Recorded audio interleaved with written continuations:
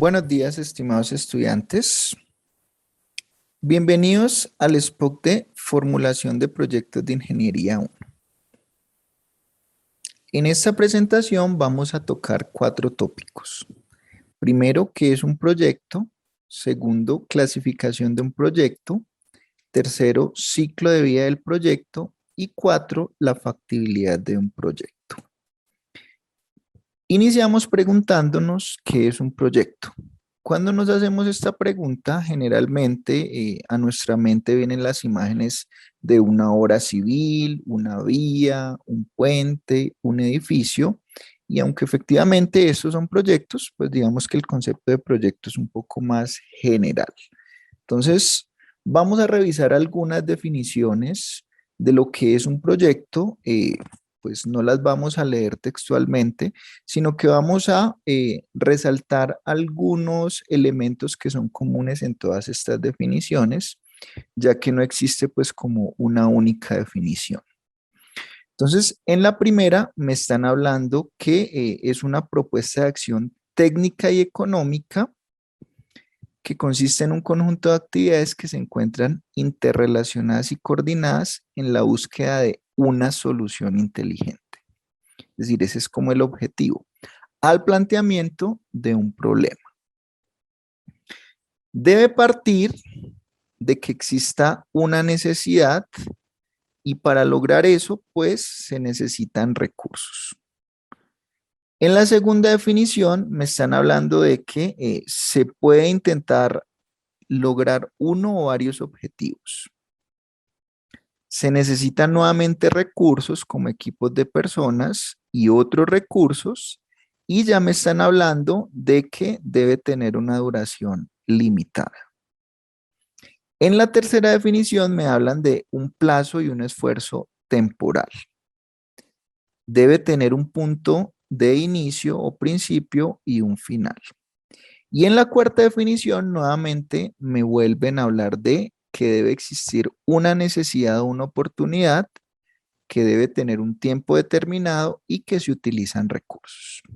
Entonces, aunque no son textualmente iguales estas definiciones, pues sí hay como unos elementos que nos dan una luz de lo que es un proyecto. Entonces, lo primero es que para que el proyecto exista, debe haber una necesidad. ¿Listo? El proyecto no puede nacer únicamente por capricho. Debe haber una necesidad que debe estar justificada. ¿Cuál es la idea? Poder suplir esa necesidad. O de modo más genérico, solucionar un problema. Y para poder solucionarlo, generalmente necesito recursos de diferente índole. Y otro tema es que debe haber un tiempo específico para que yo solucione ese problema. Entonces, la idea es que ya puedan leer como cada una de esas definiciones y hacerse una idea un poco más precisa. Pero ya tenemos unos elementos importantes. ¿Cómo se pueden clasificar los proyectos? Resulta que un proyecto no tiene una única clasificación. Va a tener varias clasificaciones dependiendo del punto de vista donde yo lo esté observando.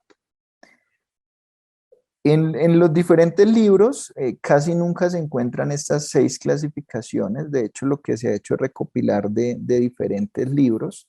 Entonces, esta es como una de las clasificaciones más completas que uno podría encontrar en la literatura. Entonces, primero tenemos según el horizonte de tiempo, y a partir del horizonte de tiempo existen como 2 posibilidades. Si lo miro por el tiempo de ejecución o si lo miro por el tiempo de aprovechamiento. El tiempo de ejecución hace referencia al tiempo que necesita el proyecto desde que nace como idea hasta que empieza a funcionar. ¿Listo? Si ese tiempo es menor o igual a 1 año, podemos decir que es de corto plazo. En caso contrario, diremos que es de largo plazo por tiempo de ejecución. Por ejemplo, la construcción de un puente peatonal puede demorarse menos de 1 año. Entonces, podría considerarse como un proyecto por tiempo de ejecución corto plazo. Ahora, si lo miramos desde el tiempo de aprovechamiento, pues hace referencia a cuánto tiempo va a funcionar ese proyecto o se va a aprovechar como tal. Y lo mismo, si ese tiempo de aprovechamiento es menor o igual a un año, podemos decir que es de corto plazo, pero si es mayor a un año, podremos decir que es de largo plazo. Nuevamente, el ejemplo del puente peatonal, puede que yo me demore menos de un año en construirlo y ponerlo a funcionar, pero estoy esperando que ese puente dure muchos años cumpliendo su función. Entonces, ese ejemplo, ese puente podría ser un proyecto por tiempo de ejecución de corto plazo y por tiempo de aprovechamiento de largo plazo.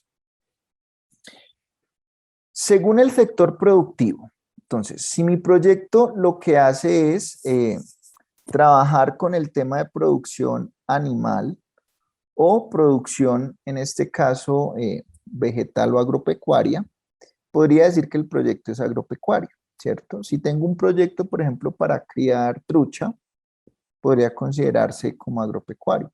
Si tengo un proyecto que es cultivar maíz y venderlo a, a una empresa o a alguien en el mercado, pues también podría ser un proyecto agropecuario. Un proyecto industrial es aquel en el cual yo le hago transformación a unos insumos y materias primas y lo convierto en un producto diferente o con mayor valor. Entonces, si yo compro el maíz y le hago algún procesamiento para venderlo, por ejemplo, como tortillas a restaurantes mexicanos, pues eso ya podría considerarse un proyecto industrial porque ya hubo transformación de recursos. ¿Listo? La mayoría de empresas podrían caer en esta clasificación de industriales, ¿cierto? Entonces, lo mismo, si yo compro la leche y la proceso para hacer arequipe y para hacer yogur y otros dulces, pues también pertenecería al sector industrial. Puede ser un proyecto de infraestructura social. La infraestructura social es la infraestructura que facilita la calidad de vida de alguna población, ¿cierto? Suple las necesidades específicas de una población, como por ejemplo un colegio, ¿cierto? Un colegio suple una necesidad de educación de una población, podría considerarse infraestructura social.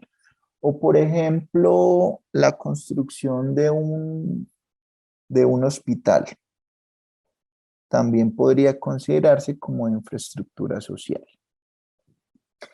La infraestructura económica también sirve a una comunidad, pero para su desarrollo económico. Entonces, por ejemplo, si hay un proyecto que es pavimentar una vía o mejorar una vía que comunica una vereda con el casco urbano, con el fin de que los campesinos puedan llevar sus productos y venderlos más fácil en el centro, podría considerarse infraestructura económica, ¿cierto? O lo mismo, si yo hago un puente sobre una quebrada, también para que las personas, por ejemplo, puedan ir y vender sus productos, también podría considerarlo como infraestructura económica. Y de servicios, sí, digamos que el fin de mi proyecto lo que genera es un servicio que ya sabemos que es intangible en comparación a un producto, como por ejemplo, yo me dedico, monto un proyecto de consultoría o capacitación, por ejemplo, para los empresarios o para las pequeñas empresas y vendo mis servicios de consultoría, pues ese proyecto podría considerarse de servicios según el sector productivo. Desde un tercer punto de vista, según el tipo de bien que genere mi proyecto, puedo decir que es o de servicios o de bienes. Entonces, si es de servicios, pues lo mismo. Si ese producto, entre comillas, final es intangible, por ejemplo, como una asesoría, podría decir que según el tipo de bien, mi proyecto es de servicios. Pero si es bienes, es decir, algo tangible es el producto de mi proyecto, pues puedo tener nuevamente dos clasificaciones, o de bienes intermedios o de bienes finales. Los bienes intermedios son los que son utilizados por otros terceros como insumo para otro producto. Entonces, por ejemplo, lo que les decía, si yo vendo maíz, voy y vendo el maíz, no sé, en la a un restaurante y ese restaurante lo que hace es que lo usa para hacer tortillas, para hacer chicha y otros productos y venderlos en su carta, pues miren que lo que para mí es el producto final de mi siembra, por ejemplo, se vuelve en una materia prima para otra industria más adelante. Entonces, en ese caso, los bienes serían intermedios. Y se dice que es de bienes finales cuando el bien pues no sufre ninguna transformación ya por parte de quien es el consumidor. Entonces puedo tener dos tipos de bienes.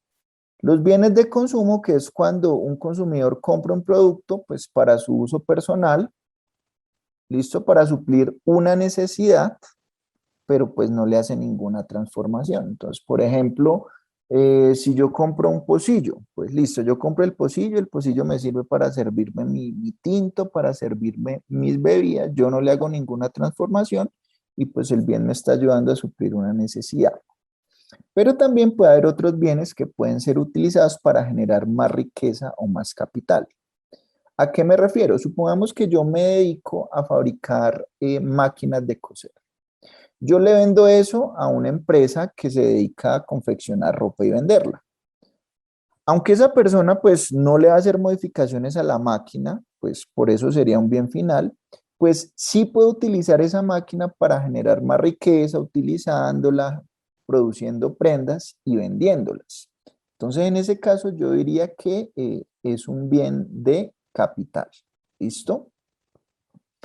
Según el destino o el usuario del producto o servicio. Entonces puede ser un proyecto privado si el producto de mi proyecto llega a individuos, quienes a su vez son los que asumen el costo o pagan por ese bien o por ese servicio, ¿cierto? Como cuando yo compro el pocillito, pues yo como compré el pocillito, yo tengo que pagar el precio de ese pocillo, ¿cierto? Si quiero darme el lujo de tener el pocillo, pues yo tengo que pagar por ese pocillo. O me quiero comprar un mueble para mi casa, ¿cierto? Entonces miren que ahí yo como consumidor individual debo pagar por ese bien o ese servicio. Mientras que puede ser social si ya el usuario no son individuos como tal, sino un grupo de individuos o una comunidad. Como por ejemplo cuando yo monto un colegio. Ustedes dirán, bueno, sí, en el colegio yo igual voy a atender a Mariana, Andrés, que van a utilizar el colegio como tal, pero miren que en ese caso está sirviendo a una comunidad completa, ¿cierto? Y el precio como tal de ese bien o producto no necesariamente en su totalidad va a estar a cargo del individuo que lo está disfrutando, ¿cierto? Sino que, por ejemplo, ahí puede que el Estado esté pagando una parte de ese colegio como tal, ¿cierto? Mientras que si yo voy a comprar un pocillo, pues bueno, no le puedo decir al Estado que me dé la mitad de ese pocillo, ¿cierto? Esa es como la gran diferencia. En los privados, yo tengo que pagar el precio full, ¿cierto? Mientras que en los sociales, no necesariamente yo tengo que pagar el precio de ese bien, precisamente por su naturaleza de social. Según el grado de dependencia. Entonces, según el grado de dependencia, yo los proyectos los comparo por pares. ¿Listo?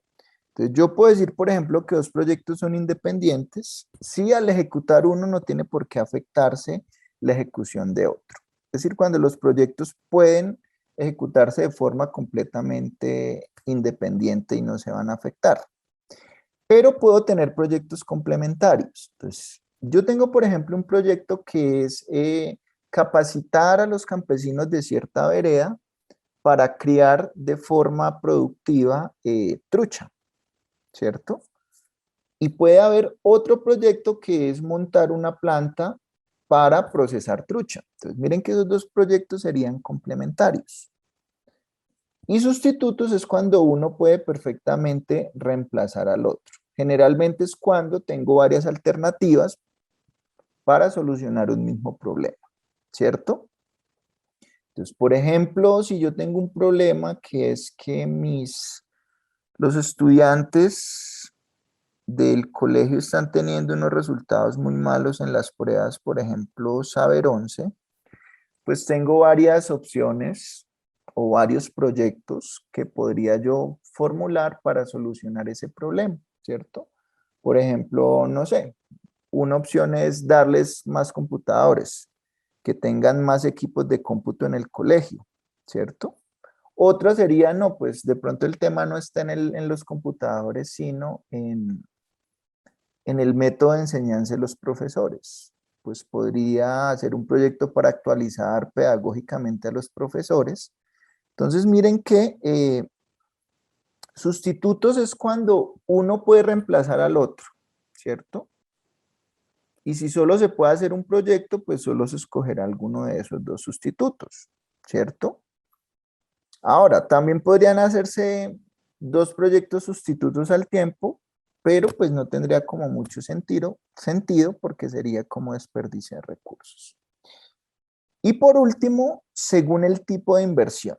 Entonces puede ser un proyecto de modernización que ocurre cuando un proyecto no ha terminado su ciclo de vida y yo le hago algún cambio o, como dice ahí, una modernización.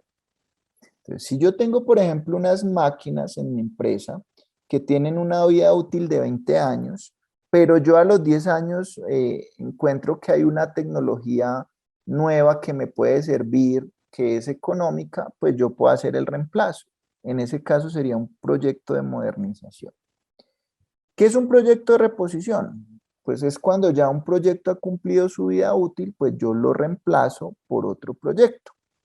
En el mismo ejemplo de las máquinas, si ya pasaron los 20 años de vida útil, pues yo puedo hacer un reemplazo, un proyecto para reemplazar ese equipo por uno nuevo, pero la diferencia es que ahí ya cumplieron su vida útil los equipos antiguos, entonces ya sería de reposición.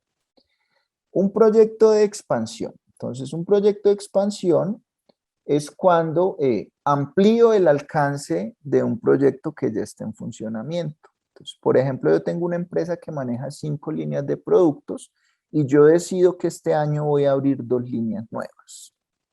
Pues podría llamarse entonces un proyecto de expansión. De carácter estratégico. Entonces, cuando hablo de carácter estratégico es que es un proyecto de cierto modo como complementario y que se vuelve necesario para que otro proyecto funcione mejor. Entonces, pensemos en una empresa que fabrica bolsos y correas de cuero. Y resulta que ellos pues le tienen que comprar el cuero a unos proveedores. Entonces, están cansados de que de pronto esos proveedores nunca tienen lo que ellos necesitan, pues la empresa podría decir, no, pues, ¿sabe qué? Voy a crear mi propio ganado, voy a poner mi propia curtiembre de cuero para no depender de otros y eso va a ayudar a que mi negocio de correas y bolsos pues sea mejor porque ya no se va a varar por materia prima.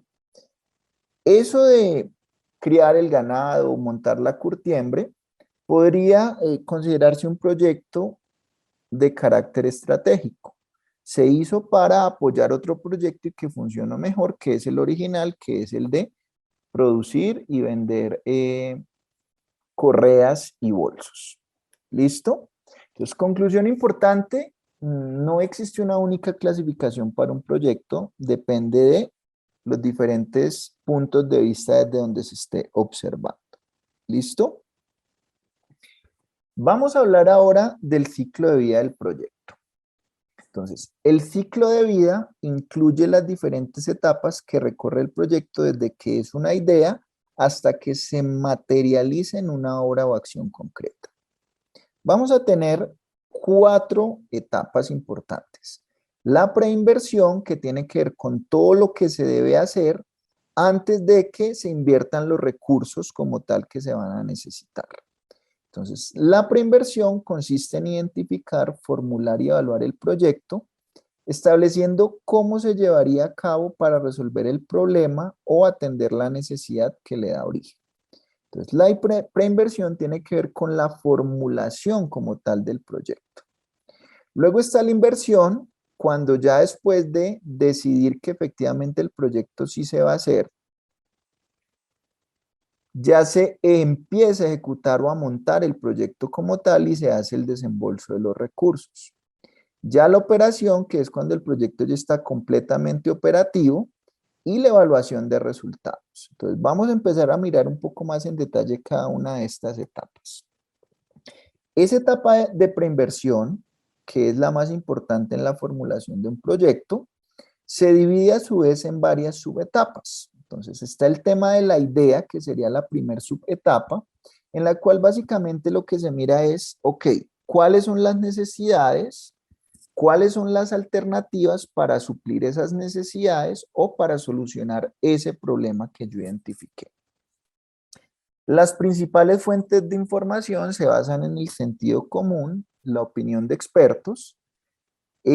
Aquí pues se debe tener una idea de cálculos globales en cuanto a inversiones que va a requerir el proyecto y costos e ingresos, pero de forma muy global.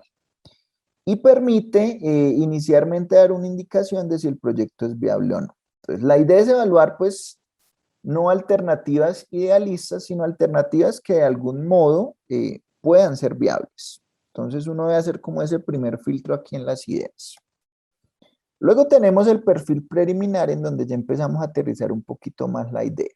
Entonces ya se agrega precisión a la etapa anterior buscando información más detallada. Se tienen que descartar las alternativas que no son viables y trabajar solamente con las que posiblemente son viables. ¿Qué se esperaría como producto en esta etapa?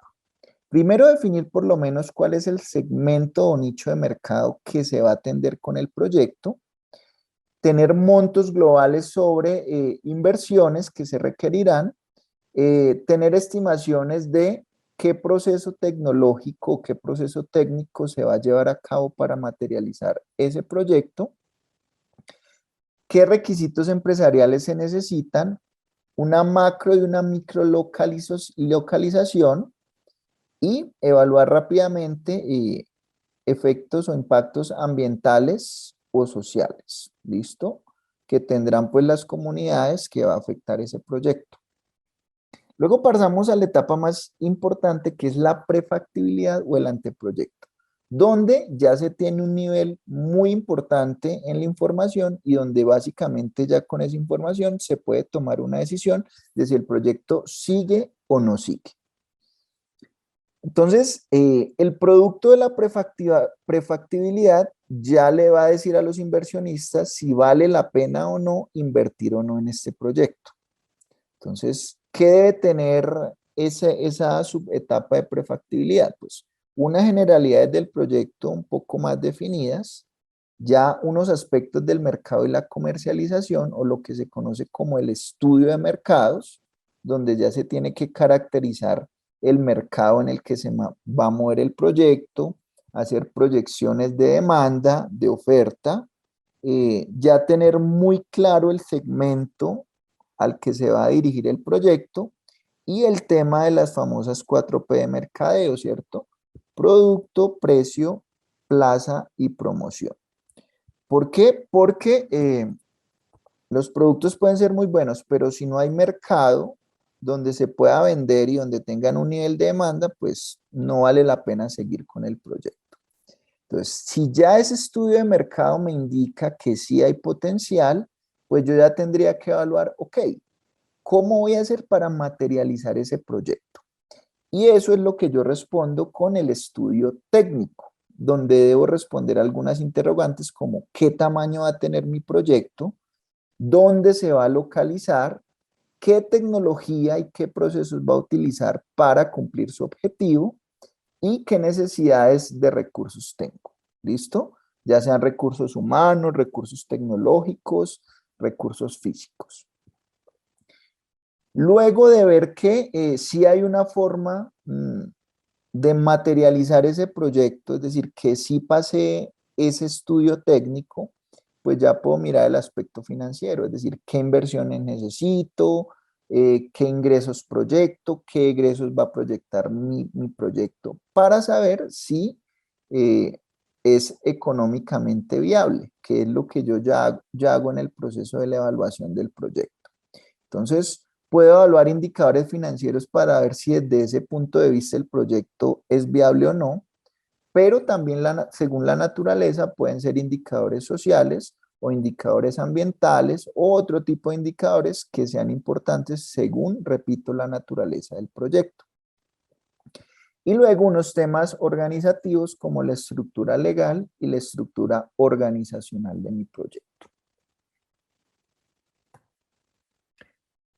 Luego tengo una subetapa que es de factibilidad, que básicamente es una prefactibilidad, pero mucho más detallada, ya con detalles un poco más puntuales. ¿Listo? Y luego, finalmente, cuando ya se decida que el proyecto se va a ejecutar, pues se elabora el diseño definitivo donde se pulen aún más los detalles específicos. ¿Listo? ¿Para qué sirve entonces finalmente esta etapa, que es la más importante de la preinversión? Pues primero sirve para evaluar y según el resultado de esa evaluación, finalmente decidir si el proyecto es pertinente o no, si es viable y si finalmente es conveniente realizar ese proyecto. ¿Por qué? Pues porque si yo decido que voy a hacerlo, voy a necesitar unos recursos, asignarle unos recursos. Entonces, tengo que justificar la asignación de esos recursos. Se deben revisar como mínimo 3 aspectos.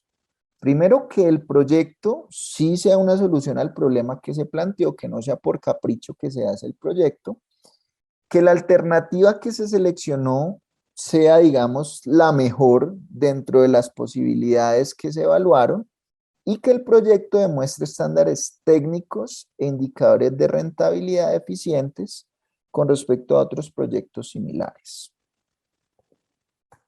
Si se pasa la etapa de preinversión, pues listo, ya el proyecto va a empezar a ejecutarse. Entonces se va a pasar a una etapa de inversión o ejecución donde ya se empiezan a materializar esas inversiones que se proyectaron en la etapa anterior. Entonces, ahí como tal ya se empieza a montar el proyecto como tal. Entonces, ahí hay un ejemplo de las cosas que se deberían hacer, como comprar los terrenos, comprar la maquinaria, selección de personal, pruebas piloto. ¿Listo? Cuando ya esa parte ocurre la inversión o ejecución, pues ya el proyecto empieza a operar full. ¿Listo? Entonces, cuando ya se han hecho las pruebas piloto y ya el proyecto es funcional, pues ya se empieza su etapa de operación. Se inicia la producción de bienes o servicios que son los que van a suplir las necesidades que se plantearon inicialmente. El proyecto se debe institucionalizar, es decir, debe haber una organización legal y responsable del proyecto, es decir, no puede quedar a la deriva, debe haber alguna cabeza que responda por el proyecto.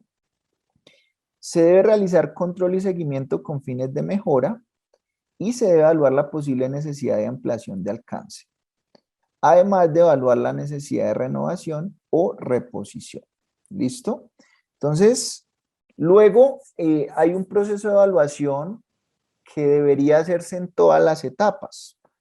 Y esa evaluación lo que busca es mirar, como se proyectó algo, yo tengo que ir mirando si lo que yo he proyectado se está cumpliendo. Es decir, si los ingresos que había proyectado sí se están cumpliendo, si los costos que yo había proyectado se están cumpliendo. Y si no se están cumpliendo, pues identificar por qué es que no se están cumpliendo. Y pues la idea es mirar, ok, ¿qué cambios debo hacer entonces para volver al camino por el que sí debería ir? Entonces, ¿cuál es la idea de la evaluación? Pues evaluar si primero el proyecto sí está cumpliendo los objetivos que se plantearon y a los costos o como se había planteado. Y si no, pues mirar qué hay que corregir entonces. Simular la experiencia para enriquecer el nivel de conocimiento y capacidad para mejorar. Entonces, la idea es que uno de un proyecto pueda aprender y cuando tenga que enfrentarse a un proyecto similar, pues ya va a tener más conocimiento por la experiencia previa. Esas serían como las etapas del ciclo de vida del proyecto. Y por último, vamos a mirar el concepto de factibilidad de un proyecto. Entonces, la decisión de emprender una inversión tiene 4 componentes. El decisor, el inversionista financiero o analista, unas variables que se pueden controlar y otras que no puede controlar el decisor, ¿cierto? Por ejemplo, en una obra civil no se puede controlar el clima. Entonces puede que en una semana haya llovido tanto que no se pudo trabajar todo lo que se había planeado y ya se va a retrasar la entrega de la obra. Entonces es importante que tengan en cuenta que hay muchas situaciones que uno no puede controlar dentro de un proyecto y que son precisamente las situaciones las que hacen que lo planeado se aleje de lo que va a ocurrir realmente.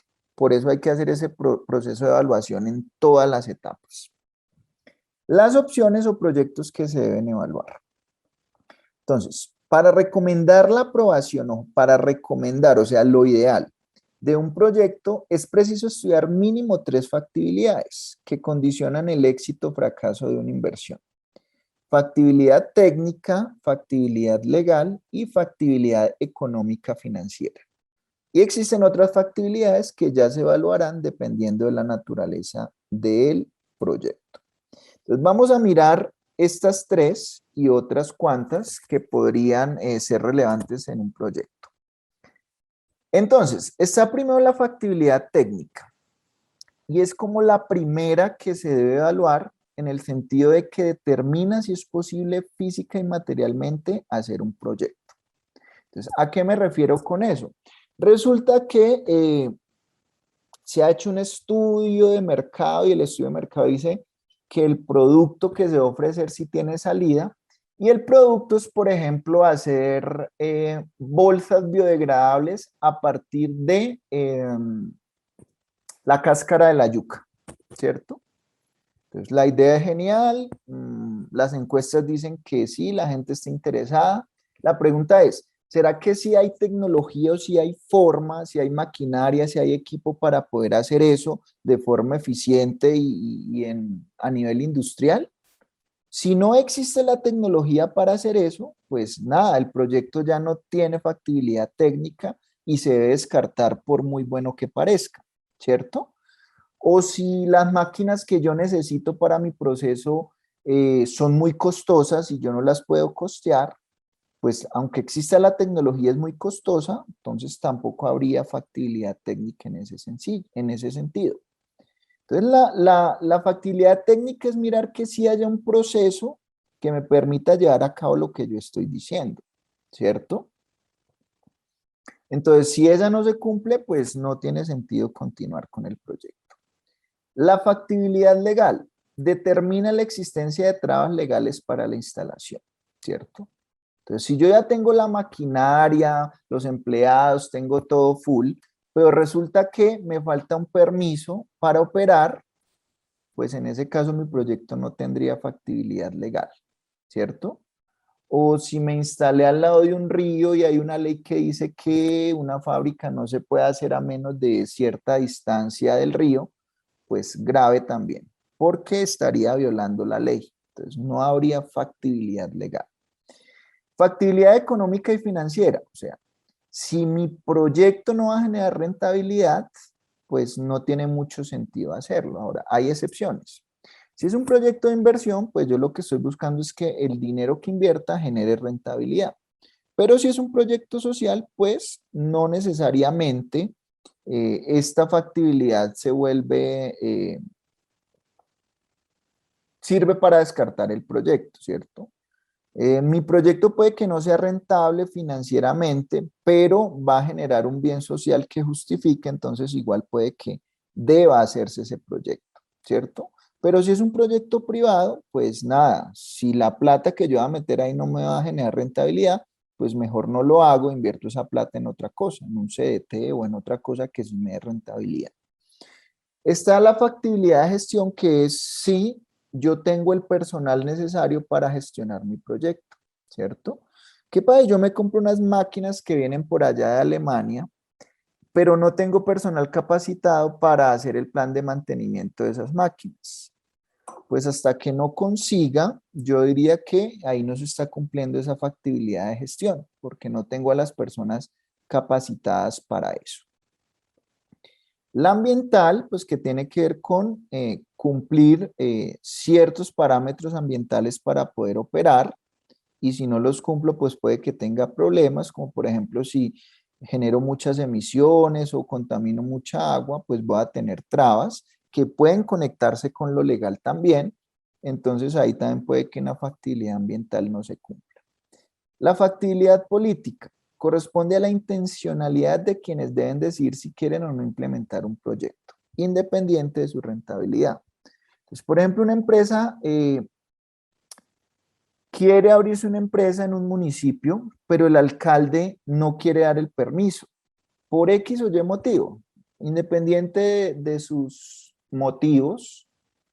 Si él no da el permiso, pues habría una infactibilidad política en el sentido de que alguien puso una traba desde lo político para que ese proyecto no se haga, a pesar de que pueda ser rentable financieramente, de que pueda ser factible técnicamente, pero ya hubo como esa traba.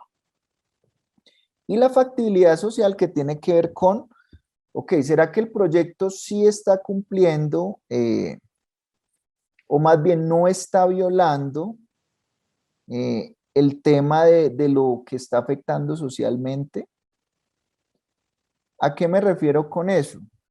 Si, por ejemplo, yo puedo montar una empresa en un municipio, ¿cierto?